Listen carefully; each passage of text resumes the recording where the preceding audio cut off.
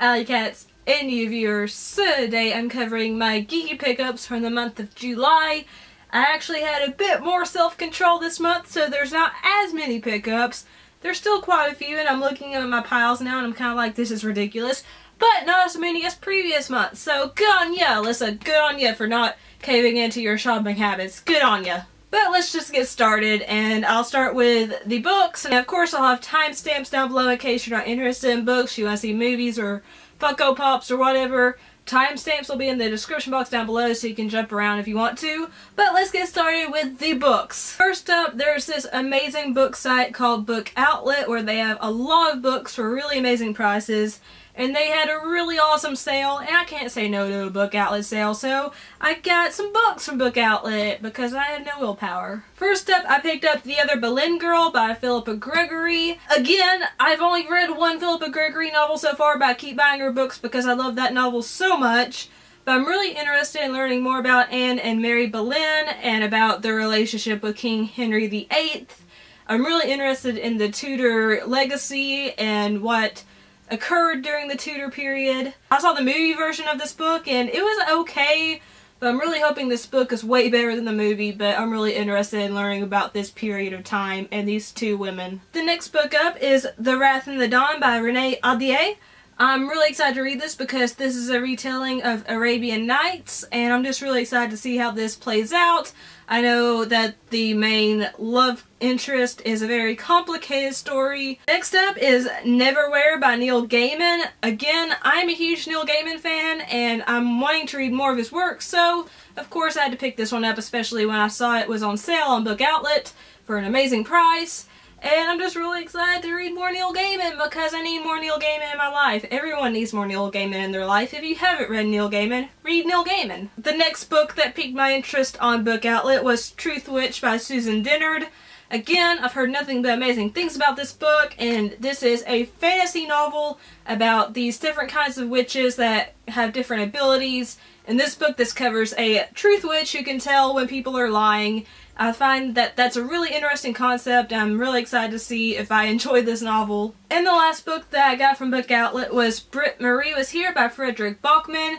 I adored A Man Called Uwe, and I really want to read more of his work. But after I bought this book, I heard that you need to read. My grandmother asked me to tell you she's sorry before you read this because Britt Marie makes an appearance in that, so I'm kind of screwed because I don't have that novel.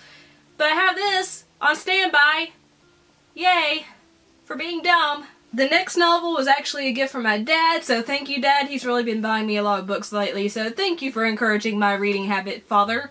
But he got me Skeleton Crew by Stephen King. I've wanted this book for forever because it contains the short story The Mist, which obviously was the foundation for the movie that was based off the short story and of the current Spike TV show. I really wanted to read The Mist because I know the movie version, the ending was changed. The TV version is completely different from the movie version, so I really wanted to read The Mist, but there are also 19, I believe, other stories in this collection, and I love Stephen King's short stories, so I'm really excited to delve into this and to read The Mist finally, and to check out the other short stories that are in this collection. Plus, this edition is just beautiful. It's way prettier than the first print edition of this novel was. So thank you, Dad, for getting Skeleton Crew for me because he heard me talk about The Mist so many times that he just finally caved and was just like, buy the book! So I'm like, yay! Peer pressuring my dad. The next one up I had to get because childhood memories and this book is freaking gorgeous. That is Jane Eyre by Charlotte Bronte. And look at the edges. They are just this beautiful scarlet red. The book itself is just black and it has silver all over it. And there's a quote on the back that says, "It is in vain to say human beings ought to be satisfied with tranquility. They must have action, and they will make it if they cannot find it." And I remember reading this book several times when I was about 5 years old, which, looking back on it, I don't think a 5-year-old should read Jane Eyre, but my granny always made me, story time here, she always made me read her at least one chapter a day before she took me to school. And usually I'd read like 3 chapters a day to her out loud. And she really fostered my love for reading, and she fostered my love for speaking out loud. And Jane Eyre was one of the books that she constantly had me read to her. And I don't know how she did not get sick of me reading this book to her, because I read this book to her several times throughout my school years. but I always loved it. I never had my own copy because I just read her copy, and now I finally have this beautiful edition. I got it for an amazing price. I'm so excited to read this as an adult now who can fully appreciate the story. And I've actually forgotten a lot of the story. I remember like the major plot points, but the littler details I've kind of forgotten. So it's going to be a real treat to go back and experience this as an adult and see if I love it as much as I did as a kid, because I freaking adored this book as a kid. That's probably why I'm the person I am today, actually, because this book is kind of twisted, and I'm kind of twisted. So thanks, Granny. Actually, thank you, Granny. I really appreciate it. The next book I picked up was Stephen King's The Dark Tower Volume 1, The Gunslinger. I love this book. I had a lot of trepidation going into this book because I had heard so many people say that this was the worst book out of the series, that it was really tough to get into, but I freaking adored this novel. The writing is so beautiful and evocative. I loved learning about Roland Deschain. I loved seeing his adventure trying to find the Man in Black. And the way this book ends, I want to read the second book now because this ending is killing me. Like, I need the second book right meow in my hands so I can read it. And I'm so excited for the movie to come out. I know it's not really based off of one particular book, but this book is fantastic. It is a Western fantasy novel. The characterization is amazing. The writing is beautiful. I just need the drawing of the three now because really that ending! And finally, I picked this book up today, actually, the day of filming, is The Fireman by Joe Hill. This was on sale for $6, and it's a hunker of a book.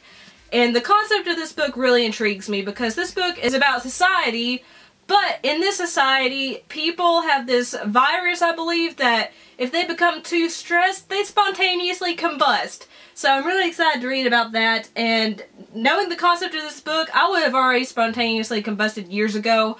So I'm really excited to read this, plus it's kind of fitting because Joe Hill is Stephen King's son, and I'm kind of on a Stephen King kick right now. So I'm really excited to read The Fireman, and plus I've heard nothing but amazing things about this book, and for such a good price, I couldn't say no to it. Now let's move on to the myriad of Funko Pops, or as my phone likes to autocorrect it, Funky Pops. That's kind of a cool name actually, Funky Pops. The first pop I picked up was PB from Mass Effect Andromeda. This is the only Mass Effect Andromeda pop I have currently. And I loved PB. I romanced her. I don't regret the casual sex we had. You know, I ended up with Liam, but I mean, we had some fun casual sex in this game. So of course I had to pick up PB and add her to my Mass Effect collection.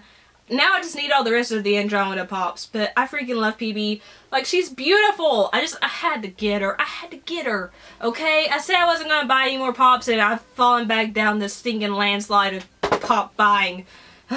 So shameful. I also had to pick up Elizabeth from BioShock Infinite because she's one of my favorite video game companions ever. I needed more BioShock pops. The only BioShock pop I don't have now is Songbird, whom I desperately want so bad. But yeah, I just had to get her for my collection because Booker is really lonely. He needs Elizabeth, and she's so pretty. You can't really tell because she's in the box, but she's really pretty.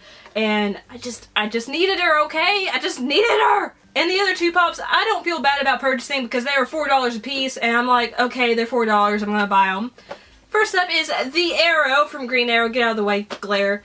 But I freaking love Oliver Queen. I love the story of the Green Arrow. I love the TV show. And, you know, I just wanted him, okay? I've already got Black Canary and Deathstroke, so he's going to be a perfect companion to them. But I just freaking love Oliver. I had to get him. He was $4, okay? I couldn't say no, okay? Okay? You're judging me for buying pops again, I know, okay? I feel so bad. Oliver, save me. And the last pop that I got for $4 freaking dollars, okay, was Poe Dameron from Star Wars The Force Awakens. If you know me, you know that Poe Dameron flew my heart away when I saw The Force Awakens for the first time, and the third time, and every other time since. And I love Oscar Isaac, so to have Poe Dameron for my Star Wars collection is amazing, especially for $4, because everyone knows that Disney and Star Wars hardly ever lower prices for anything. So, Poe Dameron. And the last geeky pickups that I have are, of course, the movies, and they're just a few, there's not a lot. But first up, I have to give a major thank you to Vestron Video in Lionsgate for sending me the Warlock collection for review. I'm going to watch these soon, I promise. But this contains all 3 Warlock films, and it's in this gorgeous, gorgeous, gorgeous slipcover. And the films have been digitally remastered. There's a ton of special features, and just, it's incredible that I was sent this. So thank you, Vestron Video and Lionsgate. I really appreciate this. And the other Blu-rays were all found in the Walmart Blu-ray bin because that is my weakness. That is just, it just calls me every time I go past it, and I can't stop myself from delving into it. It's a problem, I know. I'm not even trying to fix it. But first up is Pacific Rim. I've actually never seen this movie, but I saw it in the Blu-ray bin, and I'm like, now's my chance to finally watch this movie because it's got kaiju in it, it's got giant robots, like, it's directed by Guillermo del Toro. Why have I not seen this sooner? I don't know, but I'm gonna fix it soon. And now I have it, so yes. I also picked up Blade Runner, the final cut. I've been looking for a copy of this forever. My small town has never had a copy of this, and when I tried to buy it online, they would just cancel my order for some reason. I love Blade Runner, and I wanted to own this for so long, and now I'm going to rewatch this before Blade Runner 2049 comes out, and I'm just so excited to finally have Blade Runner in my hands, in my collection, because it's been so long. It's been such a long, perilous journey. And the last movie I have is Daybreakers. I'm a big fan of the Spierig brothers, and I watched this several years ago when it originally came out. I don't really remember much about it, but I love Ethan Hawke as an actor. I want to refresh my memory with this film, and it's about vampires, so of course it's a win-win for me. So those were all my geeky pickups this month. Not as many as I've been doing, so good on ya, Alyssa. But there's still quite a bit, so let me know what you've picked up in the month of July down below in the comment box. And if you like this video, make sure to leave a like. Also, if you liked it, share it so you can help my channel grow. And if you're not subscribed yet, but you like what you've seen and heard, hit the subscribe button and tap the notification bell if you haven't already, because that will alert you every time I upload a new video in case YouTube screws up and doesn't allow my videos to pop up in your subscription feed. You'll be notified by email now. If you'd like to follow me on social media sites and see what I'm up to, see what I'm loving, what I'm not loving, you can find all those links down below in the description box. I love you guys. Thank you so much for watching. Peace and kisses. Bye. What do you mean Frank Randall is better than Jamie Fraser? You are out of your mind! I'm so sorry you had to hear that argument, guys. But to make up for that fact, my face will be floating over here in the near future. You can click that face and it'll send you to my channel if you aren't already. And if you'd like to see my previous upload, you'll find that up here, and a playlist of videos that you can watch over and over on repeat over here.